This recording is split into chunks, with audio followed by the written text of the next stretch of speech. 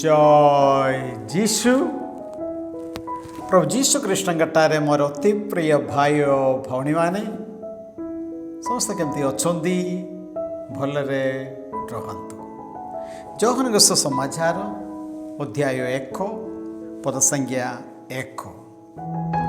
आद्यरे वाक्य थिले, वाक्य ईश्वर सहित थिले एवं सही वाक्य ईश्वर थिले। आसतु मोर भाई और भौणी माने से वाक्य आम वर्तमान शुणा। जय जीशु।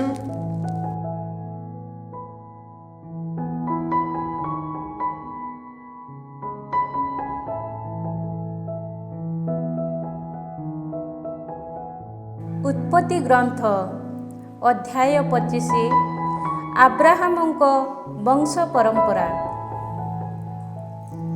केतुरा नामनी जड़े नारी को आब्राहाम पत्नी रूपे ग्रहण कले। से तांको निमंते सिमरान, जोक्सान, मेदान, मिदियान, इस्बाक और सुआ नामक पुत्र मानंकु जन्म देला। सेबा और देदान रो पिता थिले जोक्सान। देदान रो संतान माने आसुरीम, लेसुसीम और लेउमीम। मिदियान ठारू एफा, एफेर, हानक, आबिदा और एल्दा नामक संतान माने जन्मित हेले। एमाने समस्ते थिले केतुरार संतान। आब्राहाम निजर समस्त किछि इसहाकंकु प्रदान कले, किंतु निज उपपत्नी ठारू जात संतान मानंक पई सामान्य किछि उपहार देई आब्राहाम निज जीवितावस्थारे सेमानंकु निज पुत्र इसहाक ठारू पृथक कराई पूर्व दिगस्थ सुदूरवर्ती देश को पठाई देले। आब्राहामंक मृत्यु।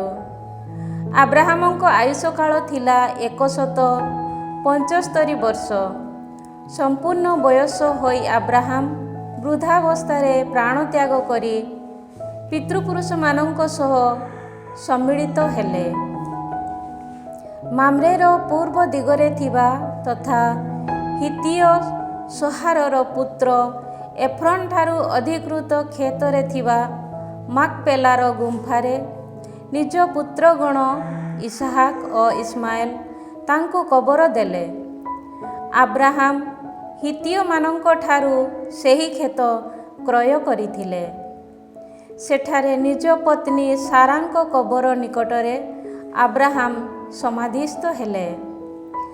आब्राहामंक वियोगान्ते ईश्वर इसहाकंकु आशीष देले ओ से बेरलाहाई रोई नामक एक स्थान रे बास कले।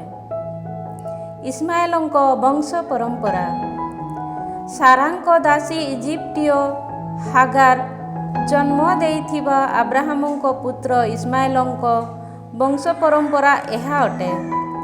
सेमानंक जन्मानुक्रमे इस्माएलंक संतान मानंक नाम विवरणी।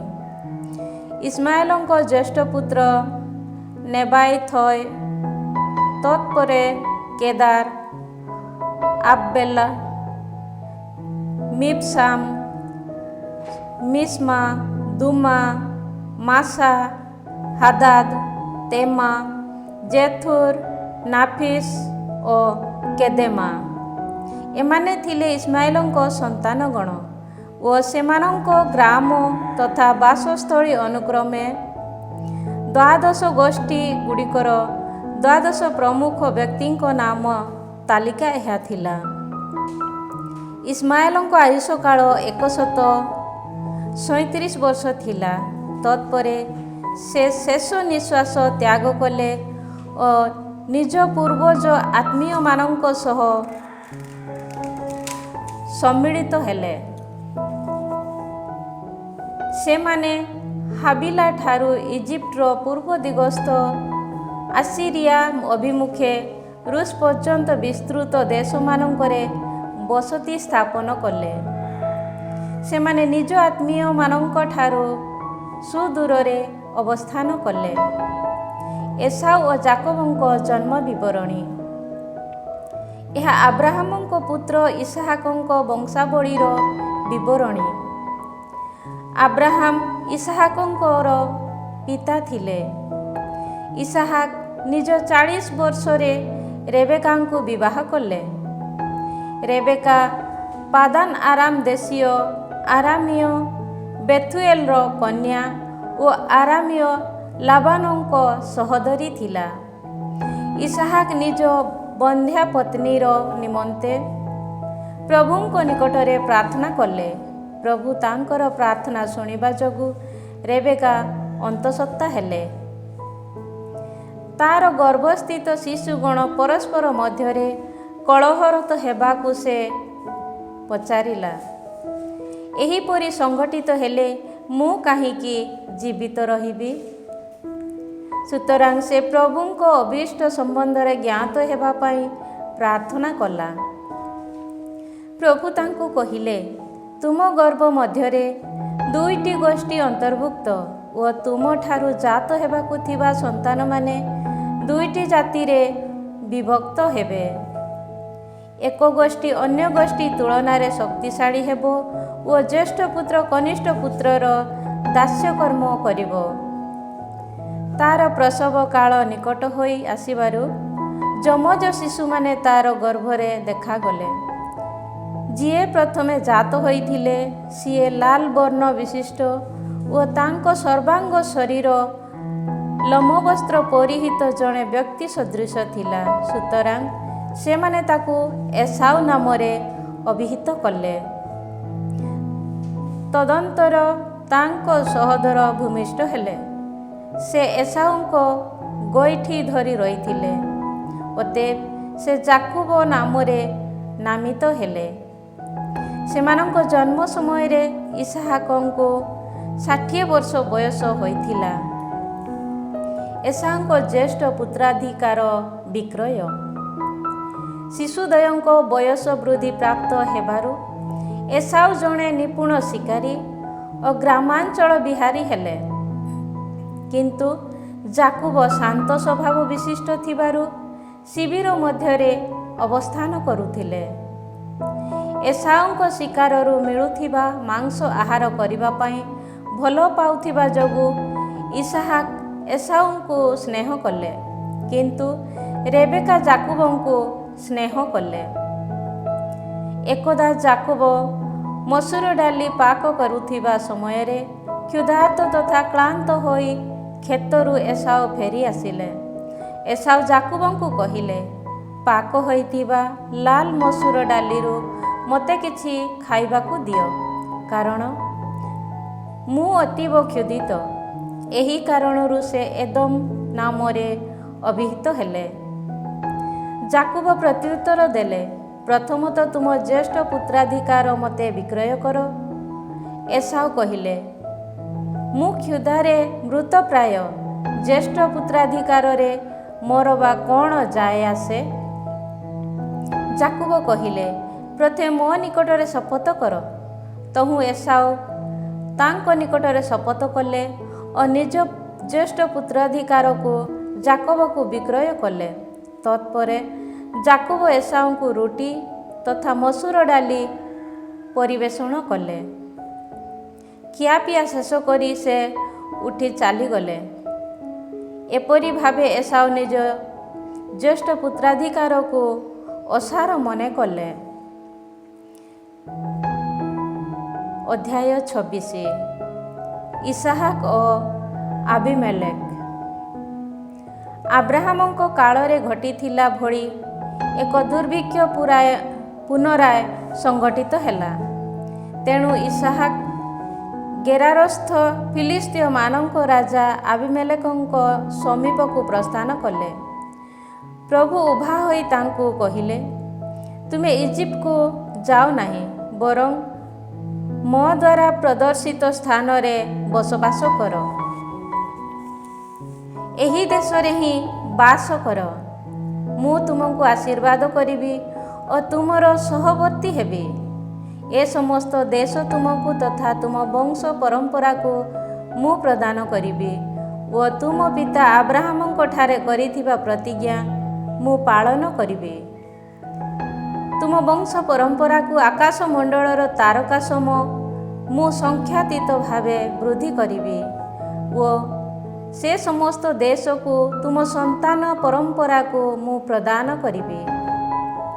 ତୁମ ସନ୍ତାନ ପରମ୍ପରା ମାଧ୍ୟମରେ ଭୂପୃଷ୍ଠର ସମସ୍ତ ଜନତା ଅନୁଗ୍ରହର ପାତ୍ର ହେବେ, କାରଣ ଆବ୍ରାହାମ ମୋର ବଚନାବଳୀର ଅନୁଗତ ହୋଇ ମୋର ନିର୍ଦ୍ଦେଶ, ଆଜ୍ଞା, ନିୟମ ତଥା ବିଧିବିଧାନ ସମୂହ ପାଳନ କରିଥିଲେ।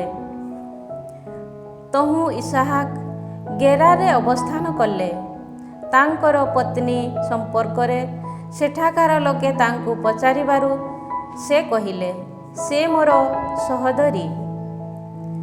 ଯେହେତୁ ନିଜ ପତ୍ନୀ ବୋଲି କହିବା ପାଇଁ ଇସାହାକ ଭୟ କରିଥିଲେ, କାରଣ ରେବେକା ଦେଖିବାକୁ ସୁନ୍ଦରୀ ଥିବା ଯୋଗୁଁ ସେହି ଲୋକେ ତାଙ୍କ ସକାଶେ ତାଙ୍କୁ ନିଧନ କରିବେ ବୋଲି ଇସାହାକ ଆଶଙ୍କା କଲେ। ସେ ସେଠାରେ ବହୁଦିନ ରହିଲା ପରେ ଏକଦା ଫିଲିସ୍ତୀୟମାନଙ୍କ ରାଜା ଆବିମେଲେକ ବାତାୟନ ଦେଇ ଗୃହ ମଧ୍ୟକୁ ଚାହିଁବା ବେଳେ ଇସାହାକ ନିଜ ପତ୍ନୀ ରେବେକାକୁ ଆଲିଙ୍ଗନ କରୁଥିବା ଦେଖିଲେ। ତେଣୁ ଆବିମେଲେକ ଇସାହାକଙ୍କୁ ଡାକି ପଚାରିଲେ, ସେ ତୁମର ପତ୍ନୀ, କିନ୍ତୁ ସେ ମୋର ସହୋଦରୀ ବୋଲି ତୁମେ ମୋତେ କିପରି କହିଲ?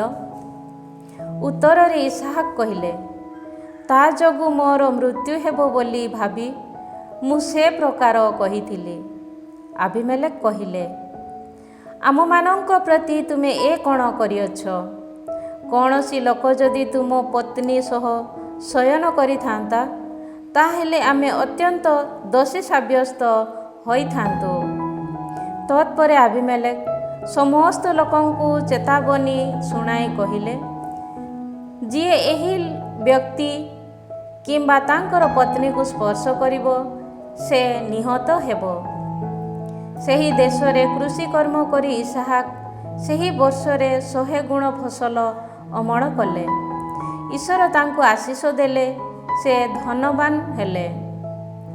ଦିନକୁ ଦିନ ସମୃଦ୍ଧି ହୋଇ ପରିଶେଷରେ ସେ ଅତୀବ ଧନୀଶାଳୀ ହେଲେ। ପୁଣି ତାଙ୍କର ସଂଖ୍ୟାଧିକ ଗୋମେଷ ତଥା ଦାସଦାସୀ ଥିଲା। ସୁତରାଂ ଫିଲିସ୍ତୀୟମାନେ ତାଙ୍କ ପ୍ରତି ଈର୍ଷାନ୍ୱିତ ହେଲେ। ନିଜ ପିତା ଆବ୍ରାହମଙ୍କ ଦାସମାନେ ତାଙ୍କର ଜୀବନ କାଳରେ ଖୋଳିଥିବା କୂପସମୂହ ଫିଲିସ୍ତୀୟମାନଙ୍କ ଦ୍ୱାରା ମାଟିରେ ପୂର୍ଣ୍ଣ କରାଯାଇଥିଲା। ଆବିମେଲେକ ଇସାହାକଙ୍କୁ କହିଲେ, ତୁମେ ଆମଠାରୁ ଅଧିକ ଶକ୍ତିଶାଳୀ ହୋଇଥିବାରୁ ଆମକୁ ପରିତ୍ୟାଗ କରି ଚାଲିଯାଅ। ସୁତରାଂ ଇସାହାକ ସେଠାରୁ ପ୍ରସ୍ଥାନ କରି ଗେରାର ଉପତ୍ୟକାରେ ବସତି ସ୍ଥାପନ କଲେ। ନିଜ ପିତା ଆବ୍ରାହମଙ୍କ ଜୀବନ କାଳରେ ଖୋଦିତ ତଥା ଫିଲିସ୍ତୀୟମାନଙ୍କ ଦ୍ୱାରା ମାଟିରେ ପରିପୂର୍ଣ୍ଣ କୂପସମୂହକୁ ଇସାହାକ ପୁନର୍ବାର ଖୋଦନ କଲେ। ସେଗୁଡ଼ିକୁ ନିଜ ପିତାଙ୍କ ଦ୍ୱାରା ପ୍ରଦତ୍ତ ନାମରେ ସେ ମଧ୍ୟ ନାମିତ କଲେ। ଇସାହାକଙ୍କ ଦାସମାନେ ସେହି ଉପତ୍ୟକାରେ ଖୋଳୁଥିବା ସମୟରେ ଜଳ ପ୍ରବାହ ହେଉଥିବା ଏକ ଝରଣାର ସନ୍ଧାନ ପାଇଲେ। କିନ୍ତୁ ଏହି ଜଳ ଆମମାନଙ୍କର ବୋଲି କହି ଗେରାର ଦେଶୀୟ ପଶୁପାଳକମାନେ ଇସାହାକଙ୍କ ଗୋପାଳକମାନଙ୍କ ସହ କଳହ କଲେ। ସେମାନେ ତାଙ୍କ ସଙ୍ଗେ କଳହ କରିଥିବା ଯୋଗୁଁ ସେ ସେହି କୂପକୁ ଏସେକ ନାମରେ ନାମିତ କଲେ। ତେଣୁ ସେମାନେ ପୁନରାୟ ଅନ୍ୟ ଏକ କୂପ ଖୋଳିଲେ, କିନ୍ତୁ ତା ପାଇଁ ସୁଦ୍ଧା ସେମାନେ କଳହ ସୃଷ୍ଟି କଲେ। ଅତଏବ ସେ ସେହି କୂପକୁ ସିତ୍ନା ନାମରେ ଅଭିହିତ କଲେ। ତତ୍ପରେ ସେ ସ୍ଥାନ ପରିତ୍ୟାଗ କରି ଅନ୍ୟ ଏକ କୂପ ଖୋଳିଲେ, କିନ୍ତୁ ସେଥିପାଇଁ ସେମାନଙ୍କ ମଧ୍ୟରେ କୌଣସି ବିବାଦ ଉପୁଜିଲା ନାହିଁ। ତହୁଁ ସେ ସେହି କୂପକୁ ରହୋବତ ନାମରେ ନାମିତ କଲେ, କାରଣ ସେ କହିଲେ, ବର୍ତ୍ତମାନ ପ୍ରଭୁ ଆମ ପାଇଁ ସ୍ଥାନ ପ୍ରଦାନ କରିବାରୁ ଆମେ ଏହି ଦେଶରେ ସଂଖ୍ୟାତୀତ ଭାବେ ବୃଦ୍ଧି ଲାଭ କରିବୁ। ସେ ସ୍ଥାନରୁ ବେର୍ସେବା ଅଭିମୁଖେ ସେ ଯାତ୍ରା କଲେ। ସେହି ରାତିରେ ପ୍ରଭୁ ଆବିର୍ଭୂତ ହୋଇ ତାଙ୍କୁ କହିଲେ, ମୁଁ ଅଟେ ତୁମ ପିତା ଆବ୍ରାହମଙ୍କ ଈଶ୍ୱର। ଭୟବିହ୍ୱଳ ହୁଅ ନାହିଁ, କାରଣ ମୁଁ ତୁମର ସହବର୍ତ୍ତୀ। ମୋର ଦାସ ଆବ୍ରାହମଙ୍କ ଯୋଗୁଁ ମୁଁ ତୁମକୁ ଆଶୀଷ ଦେବି ଓ ତୁମ ବଂଶ ପରମ୍ପରାକୁ ପରିବର୍ଦ୍ଧିତ କରିବି। ସୁତରାଂ ସେ ସ୍ଥାନରେ ଗୋଟିଏ ବଳିପୀଠ ନିର୍ମାଣ କରି ପ୍ରଭୁଙ୍କ ନାମରେ ପ୍ରାର୍ଥନା କଲେ ଓ ସେଠାରେ ବସତି ସ୍ଥାପନ କଲେ। ଇସାହାକଙ୍କ ଦାସମାନେ ସେଠାରେ ଗୋଟିଏ କୂପ ଖୋଳିଲେ। ନିଜ ପରାମର୍ଶଦାତା ଆହୁସାତ ଓ ସେନାପତି ଫିକଲଙ୍କ ଗହଣରେ ଆବିମେଲେକ ଗେରାର ଠାରୁ ଇସାହାକଙ୍କ ନିକଟକୁ ଗଲେ। ଇସାହାକ ସେମାନଙ୍କୁ ପଚାରିଲେ, ମୋତେ ଘୃଣା କରି ତୁମ ଦେଶରୁ ବିତାଡ଼ିତ କଲା ପରେ ତୁମେମାନେ ମୋ ପାଖକୁ କାହିଁକି ଆସିଅଛ? ସେମାନେ କହିଲେ, ପ୍ରଭୁ ତୁମର ସହବର୍ତ୍ତୀ ଅଟନ୍ତି, ଏହା ଆମକୁ ବିଦିତ। ସୁତରାଂ ଆମେ ମନେ କଲୁ ଯେ ଶପଥପୂର୍ବକ ଆମ ମଧ୍ୟରେ ଏକ ସନ୍ଧି ସ୍ଥାପନ କରିବା ଉଚିତ। ଆମେମାନେ ଯେପରି ତୁମ ପ୍ରତି କୌଣସି ପ୍ରକାର ଉପଦ୍ରବ ନ କରି ଉତ୍ତମ ବ୍ୟବହାର ପ୍ରଦର୍ଶନ ପୂର୍ବକ ଶାନ୍ତି କାମନା ସହ ତୁମକୁ ପ୍ରେରଣ କଲୁ, ତୁମେ ସେହିପରି ଆମ ପ୍ରତି କୌଣସି ଉପଦ୍ରବ କରିବ ନାହିଁ।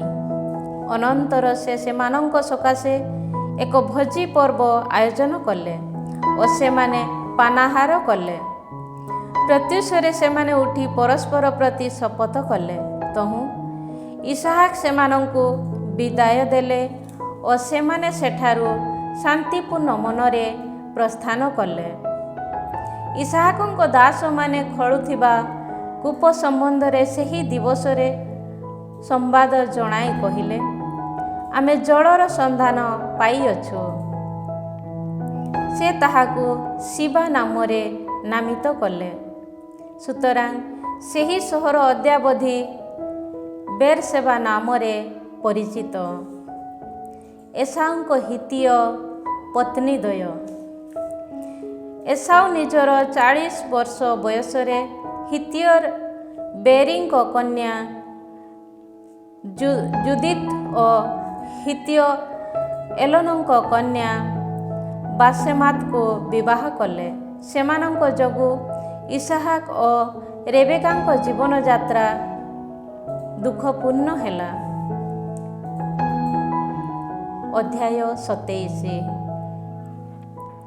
ଯାକୁବଙ୍କ ପ୍ରତି ପୈତୃକାନୁଗ୍ରହ ଲାଭ। ଇସାହାକ ବୃଦ୍ଧ ହେଲେ ଓ ଦୃଷ୍ଟିଶକ୍ତି ହରାଇ ବସିଲା ଭଳି ତାଙ୍କ ଚକ୍ଷୁ ଯୁଗଳ ନିସ୍ତେଜ ହେଲା। ସେ ଏକଦା ନିଜ ଜ୍ୟେଷ୍ଠ ପୁତ୍ର ଏସାଉଙ୍କୁ ଡାକି କହିଲେ, ହେ ମୋର ପୁତ୍ର। ମୁଁ ଏହି ବୋଲି ଏସାଉ ଉତ୍ତର ଦେଲେ। ଇସାହାକ ପୁନରାୟ କହିଲେ, ଦେଖ ମୁଁ ବୟସ୍କ ହୋଇଛି, ମୁଁ ଯେ କେବେ ମୃତ୍ୟୁବରଣ କରିବି ତାହା ଜାଣେ ନାହିଁ। ବର୍ତ୍ତମାନ ତୁମେ ତୁମର ଅସ୍ତ୍ରଶସ୍ତ୍ର, ତୁଣୀର ତଥା ଧନୁ ନେଇ କ୍ଷେତକୁ ଯାଅ ଓ ମୋ ପାଇଁ ଶିକାର କର। ମୋର ଇଚ୍ଛାନୁରୂପ ସୁସ୍ୱାଦୁ ଖାଦ୍ୟ ପ୍ରସ୍ତୁତ କରି ମୋତେ ପରିବେଷଣ କର।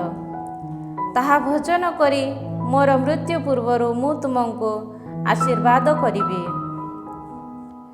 ଇସାହାକ ନିଜ ପୁତ୍ର ଏସାଉଙ୍କୁ ଏତାଦୃଶ ଉପଦେଶ ଦେବା ସମୟରେ ରେବେକା ତାହା ଶୁଣିଥିଲା। ସୁତରାଂ ଏସାଉ କିଛି ଶିକାର ଖୋଜି ଆଣିବା ପାଇଁ କ୍ଷେତକୁ ଯିବାବେଳେ ରେବେକା ନିଜ ପୁତ୍ର ଯାକୁବଙ୍କୁ କହିଲା, ତୁମ ପିତା ଓ ତୁମ ସହୋଦର ଏସାଉଙ୍କ ମଧ୍ୟରେ ଏହି କଥୋପକଥନ ମୁଁ ଶୁଣିପାରିଛି। ଶିକାର କରି ସୁସ୍ୱାଦୁ ଖାଦ୍ୟ ପ୍ରସ୍ତୁତ କରି ଆଣ, ତାହା ଆହାର କରି ମୋର ମୃତ୍ୟୁ ପୂର୍ବରୁ ପ୍ରଭୁଙ୍କ ସନ୍ନିଧାନରେ ମୁଁ ତୁମକୁ ଆଶୀର୍ବାଦ କରିବି। ସୁତରାଂ ହେ ମୋର ପୁତ୍ର, ମୋର ନିର୍ଦ୍ଦେଶାନୁସାରେ ମୋର ବାକ୍ୟ ପାଳନ କର। ତୁମେ ବର୍ତ୍ତମାନ ଗୋପଲ ମଧ୍ୟକୁ ଯାଇ 2ଟି ମେଷଶାବକକୁ ନେଇ ଆସ। ସେଥିରୁ ତୁମ ପିତାଙ୍କ ଇଚ୍ଛାନୁରୂପେ ସୁସ୍ୱାଦୁ ଖାଦ୍ୟ ମୁଁ ପ୍ରସ୍ତୁତ କରିବି। ତୁମେ ତାହା ତୁମ ପିତାଙ୍କ ଭକ୍ଷଣ ପାଇଁ ନେଇଯିବ ଓ ସେ ମୃତ୍ୟୁବରଣ କରିବା ପୂର୍ବରୁ ତୁମକୁ ଆଶୀର୍ବାଦ କରିବେ।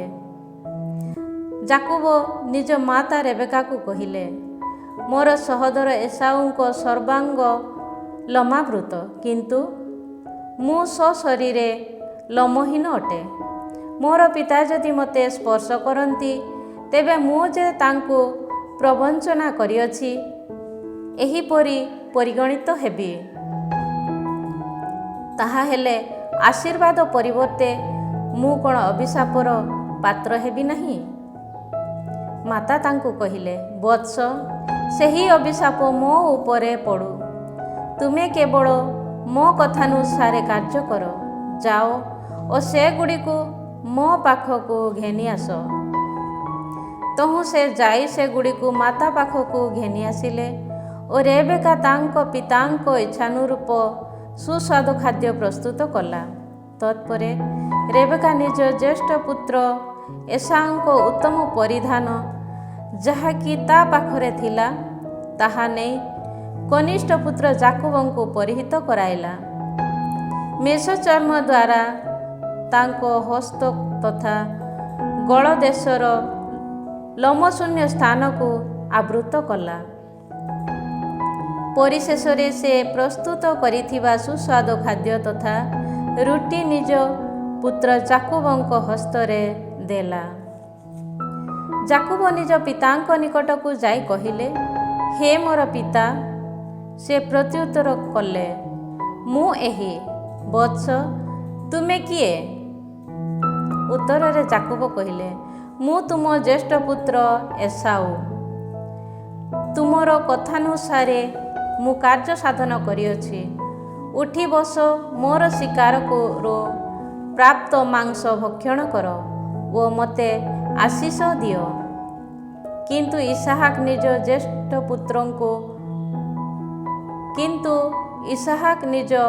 ପୁତ୍ରଙ୍କୁ ପଚାରିଲେ, ବତ୍ସ, ତୁମେ କିପରି ତାହା ଏତେ ଶୀଘ୍ର ଖୋଜି ପାଇଲ?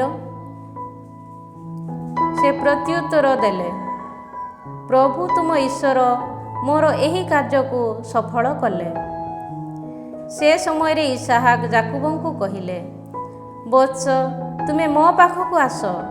ତୁମେ ଯଥାର୍ଥରେ ମୋର ପୁତ୍ର ଏସାଉ କି ନୁହଁ, ମୁଁ ତୁମକୁ ସ୍ପର୍ଶ କରି ତାହା ଜାଣିବି। ତହୁଁ ଯାକୁବ ନିଜ ପିତା ଇସାହାକଙ୍କ ସନ୍ନିହିତ ହେଲେ। ତାଙ୍କୁ ସ୍ପର୍ଶ କରି ଇସାହାକ କହିଲେ, ସ୍ୱର ଯାକୁବଙ୍କ ସ୍ୱର ସଦୃଶ, ମାତ୍ର ହସ୍ତ ଏସାଉଙ୍କ ହସ୍ତ ସମ। ତାଙ୍କ ହସ୍ତ ଏସାଉଙ୍କ ହସ୍ତ ସଦୃଶ ଲୋମ ହୋଇଥିବା ଯୋଗୁଁ ଇସାହାକ ତାଙ୍କୁ ଚିହ୍ନି ପାରିଲେ ନାହିଁ। ସୁତରାଂ ସେ ତାଙ୍କୁ ଆଶୀର୍ବାଦ କଲେ। ଇସାହାକ ପଚାରିଲେ, ତୁମେ କ'ଣ ବାସ୍ତବରେ ମୋର ପୁତ୍ର ଏସାଉ? ସେ ପ୍ରତ୍ୟୁତ୍ତର କଲେ, ହଁ, ମୁଁ ସେହି। ତହୁଁ ଇସାହାକ କହିଲେ, ତାହା ମୋ ପାଖକୁ ଆଣ। ମୁଁ ମୋର ପୁତ୍ରର ଶିକାର ପ୍ରାପ୍ତ ମାଂସ ଆହାର କରି ତୁମକୁ ଆଶୀର୍ବାଦ କରିବି। ସେ ତାହା ତାଙ୍କ ପାଖକୁ ଆଣିଲେ ଓ ସେ ଭକ୍ଷଣ କଲେ। ସେ ତାଙ୍କୁ ଦ୍ରାକ୍ଷାରସ ମଧ୍ୟ ଦେଲେ। ସେ ତାହା ପାନ କଲେ। ଅନନ୍ତର ତାଙ୍କ ପିତା ଇସାହାକ କହିଲେ, ବତ୍ସ, ପାଖକୁ ଆସି ମୋତେ ଚୁମ୍ବନ ଦିଅ। ସେ ସମୀପକୁ ଆସି ଚୁମ୍ବନ ଦେଲା କ୍ଷଣି ଇସାହାକ ତାଙ୍କ ବସ୍ତ୍ରର ବାସ୍ନା ବାରିପାରିଲେ ଓ ତାଙ୍କୁ ଆଶୀଷ ଦେଇ କହିଲେ, ମୋର ପୁତ୍ରର ବାସ୍ନା ପ୍ରଭୁଙ୍କ ଦ୍ୱାରା ଆଶୀଷ ପ୍ରାପ୍ତ କ୍ଷେତର ବାସ୍ନା ସଦୃଶ।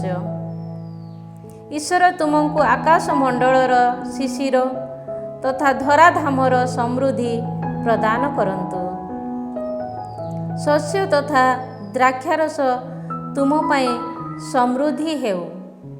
ଜନତା ତୁମର ସେବା ଶୁଶ୍ରୂଷା କର। ରାଜ୍ୟ ସମୂହ ତୁମ ସମ୍ମୁଖରେ ଅବନତ ରହୁ। ତୁମେ ତୁମ ଭ୍ରାତାମାନଙ୍କ ଉପରେ ପ୍ରଭୁତ୍ୱ କର ଏବଂ ତୁମ ମାତାର ସନ୍ତାନଗଣ ତୁମ ସମ୍ମୁଖରେ ଅବନତ ରୁହନ୍ତୁ। ଯିଏ ତୁମକୁ ଅଭିଶାପ ଦିଏ ସେ ଅଭିଶପ୍ତ ହେଉ ଓ ଯିଏ ତୁମକୁ ଆଶୀଷ ପ୍ରଦାନ କରେ ସେ ଆଶୀର୍ବାଦ ପ୍ରାପ୍ତ ହେଉ। ଯାକୋବ ଇସାହାକଙ୍କ ଠାରୁ ଆଶୀଷ ପ୍ରାପ୍ତ ହୋଇ ପିତାଙ୍କ ସମ୍ମୁଖରୁ ବହିର୍ଗତ ହେବା ମାତ୍ରେ ତାଙ୍କ ସହୋଦର ଏସାଉ ଶିକାର ଶେଷ କରି ପ୍ରତ୍ୟାବର୍ତ୍ତନ କଲେ। ସେ ମଧ୍ୟ ସୁସ୍ୱାଦୁ ଖାଦ୍ୟ ପ୍ରସ୍ତୁତ କରି ନିଜ ପିତାଙ୍କ ପାଖକୁ ଆଣି କହିଲେ, ହେ ମୋର ପିତା, ଉଠ ଏବଂ ତୁମ ପୁତ୍ରର ଶିକାର ପ୍ରାପ୍ତ ମାଂସ ଆହାର କରି ଆଶୀଷ ପ୍ରଦାନ କର। ପିତା ଇସାହାକ ତାଙ୍କୁ ପଚାରିଲେ, ତୁମେ ପୁଣି କିଏ? ସେ ପ୍ରତ୍ୟୁତ୍ତର କଲେ, ମୁଁ ତୁମ ପୁତ୍ର, ତୁମ ଜ୍ୟେଷ୍ଠ ପୁତ୍ର ଏସାଉ। ତହୁଁ ଇସାହାକ ଅତ୍ୟନ୍ତ ବିଚଳିତ ହୋଇ ପଚାରିଲେ, ତେବେ ତୁମ ପୂର୍ବରୁ କିଏ ଶିକାର ପ୍ରାପ୍ତ ମାଂସ ଘେନି ମୋ ସମ୍ମୁଖକୁ ଆସିଥିଲା? ମୁଁ ସେ ସବୁ ଆହାର କରି ତାଙ୍କୁ ଆଶୀର୍ବାଦ ପ୍ରଦାନ କରିଅଛି। ନିଜ ପିତାଙ୍କ ଏହି ବାକ୍ୟ ଶୁଣି ଏସାଉ ଅତ୍ୟଧିକ ଦୁଃଖିତ ହୋଇ କ୍ରନ୍ଦନ କରିବାକୁ ଆରମ୍ଭ କଲେ ଏବଂ ସେ ମିନତି କଲେ, ହେ ମୋର ପିତା, ମୋତେ ମଧ୍ୟ ଆଶୀଷ ଦିଅ। କିନ୍ତୁ ଇସାହାକ କହିଲେ, ତୁମ ସହୋଦର ଆସି ମୋତେ ପ୍ରତାରଣା କରି ତୁମର ଆଶୀଷ ହରଣ କରିଅଛି। ଏସାଉ କହିଲେ, ସେ କ'ଣ ପ୍ରକୃତରେ ଯାକୋବ ନାମରେ ଅଭିହିତ ନୁହେଁ? ସେ ମୋତେ ଏହିପରି 2 ବାର ପ୍ରତାରିତ କରିଅଛି। ସେ ଏକଦା ମୋ ଠାରୁ ଜ୍ୟେଷ୍ଠ ପୁତ୍ରାଧିକାର ହରଣ କଲା ଓ ବର୍ତ୍ତମାନ ମୋର ଆଶୀର୍ବାଦ ମଧ୍ୟ ହରଣ କରିଅଛି। ଅନନ୍ତର ସେ ପଚାରିଲେ, ମୋ ପ୍ରତି ତୁମେ ଗୋଟିଏ ହେଲେ ଆଶୀର୍ବାଦ କ'ଣ ରଖିନାହଁ? ଇସାହାକ ଉତ୍ତରରେ ଏସାଉଙ୍କୁ କହିଲେ, ମୁଁ ତାକୁ ତୁମ ମୁନିବ ରୂପେ ନିଯୁକ୍ତି ଦେଇଅଛି ଓ ତାର ଭ୍ରାତାଗଣଙ୍କୁ ତାର ଦାସ ରୂପେ ନିୟୋଜିତ କରିଅଛି। ଶସ୍ୟ ତଥା ଦ୍ରାକ୍ଷାରସ ଦ୍ୱାରା ମୁଁ ତାକୁ ଧନଶାଳୀ କରିଅଛି। ବତ୍ସ, ତେବେ ଆଉ ତୁମ ପାଇଁ ମୁଁ କ'ଣ କରିପାରିବି? ଏସାଉ ପିତାଙ୍କୁ ପଚାରିଲେ, ମୋର ପିତା, ତୁମ ପାଖରେ କ'ଣ ଗୋଟିଏ ମାତ୍ର ଆଶୀଷ ଅଛି? ହେ ମୋର ପିତା, ମୋତେ ମଧ୍ୟ ଆଶୀର୍ବାଦ କର। ତତ୍ପରେ ସେ ଉଚ୍ଚ ସ୍ୱରରେ ବିଳାପ କରିବାକୁ ଲାଗିଲେ। ତହୁଁ ତାଙ୍କ ପିତା ଇସାହାକ କହିଲେ, ଧରାଧାମର ସମୃଦ୍ଧି ତଥା ନଭମଣ୍ଡଳର ଶିଶିର ଠାରୁ ଦୂରରେ ତୁମର ବସତି ରହିବ। ଖଡ଼୍ଗଧାରୀ ହୋଇ ତୁମେ ଜୀବନଯାପନ କରିବ ଓ ତୁମେ ତୁମ ସହୋଦରର ପରିଚର୍ଯ୍ୟାରତ ହେବ। କିନ୍ତୁ ତୁମେ ନିଜେ ସ୍ୱାଧୀନତା ଲାଭ କଲା ମାତ୍ରେ ତୁମ ଗଳ ଦେଶରୁ ତାର ଜ୍ୱାଳି ଭାଙ୍ଗିଦେବ। ଯାକୋବଙ୍କୁ ପିତା ପ୍ରଦାନ କରିଥିବା ଆଶୀର୍ବାଦ ଯୋଗୁଁ ଏସାଉ ଯାକୋବଙ୍କୁ ଘୃଣା କଲେ। ଏସାଉ ଆତ୍ମବୋଧ କହିଲେ, ପିତାଙ୍କ ପାଇଁ ବିଳାପ କରିବା ଦିନଗୁଡ଼ିକ ସମୀପବର୍ତ୍ତୀ ହୋଇ ଆସୁଅଛି। ତତ୍ପରେ ମୁଁ ମୋର ସହୋଦର ଯାକୋବକୁ ନିଧନ କରିବି। ନିଜ ଜ୍ୟେଷ୍ଠ ପୁତ୍ର ଏସାଉଙ୍କ ଏହି ବାକ୍ୟ ସମୂହ ରେବେକାର କର୍ଣ୍ଣଗୋଚର ହେଲା। ତହୁଁ ସେ ନିଜ କନିଷ୍ଠ ପୁତ୍ର ଯାକୋବଙ୍କୁ ଡାକି କହିଲା, ତୁମକୁ ହତ୍ୟା କରିବା ପାଇଁ ପରିକଳ୍ପନା କରି ତୁମ ସହୋଦର ଏସାଉ ଆଶ୍ୱସ୍ତ ହେଉଛନ୍ତି। ସୁତରାଂ ବତ୍ସ, ମୋର କଥା ଶୁଣ। ହାରାନକୁ ପଳାୟନ କରି ମୋ ସହୋଦର ଲାବାନଙ୍କ ସମୀପରେ ଆଶ୍ରୟ ନିଅ। ତୁମ ସହୋଦରର କୋପ ଶାନ୍ତ ହେବା ପର୍ଯ୍ୟନ୍ତ ସ୍ୱଳ୍ପ କାଳ ଧରି ତାଙ୍କ ସହ ଅବସ୍ଥାନ କର। ତୁମ ସହୋଦରର କ୍ରୋଧ ଶାନ୍ତ ହେଉ ଓ ତୁମେ ଯାହା କିଛି କରିଅଛ ସେସବୁ ସେ ବିସ୍ମରି ଯାଉ। ସେତେବେଳେ ମୁଁ ଲୋକ ପଠାଇ ତୁମକୁ ସେଠାରୁ ଡାକି ଆଣିବି। 1 ଦିନରେ ତୁମ ଉଭୟଙ୍କୁ ମୁଁ କାହିଁକି ହରାଇ ବସିବି? ତତ୍ପରେ ରେବେକା ଇସାହାକଙ୍କୁ କହିଲା, ଏହି ହିତୀୟ ନାରୀମାନଙ୍କ ଯୋଗୁଁ ମୋର ଜୀବନ ବିରକ୍ତିପୂର୍ଣ୍ଣ। ଏଭଳି ଭାବେ ଯାକୁବ ଯଦି ହିତୀୟ ମହିଳାମାନଙ୍କ ମଧ୍ୟରୁ ଜଣକୁ ବିବାହ କରେ, ତାହାହେଲେ ମୋର ଜୀବନର କି ବା ପ୍ରୟୋଜନ? ପ୍ରେଜ୍ ଦ ଲର୍ଡ, ପ୍ରେଜ୍ ଦ ଲର୍ଡ। ମାର୍ଥିଙ୍କ ସୁସମାଚାର ଅଧ୍ୟାୟ 4 ପଦ ସଂଖ୍ୟା 4। ଯୀଶୁ ଉତ୍ତର ଦେଲେ, ଲେଖା ଅଛି, ମନୁଷ୍ୟ କେବଳ ରୋଟିରେ ବଞ୍ଚେ ନାହିଁ, ବରଂ ଈଶ୍ୱରଙ୍କ ମୁଖ ନିଃସୃତ ପ୍ରତ୍ୟେକ ବାଣୀରେ ବଞ୍ଚେ। ପ୍ରାର୍ଥନା କରିବା। ପ୍ରଭୁ ଆମ୍ଭମାନଙ୍କୁ ବାକ୍ୟ ଦିଅ।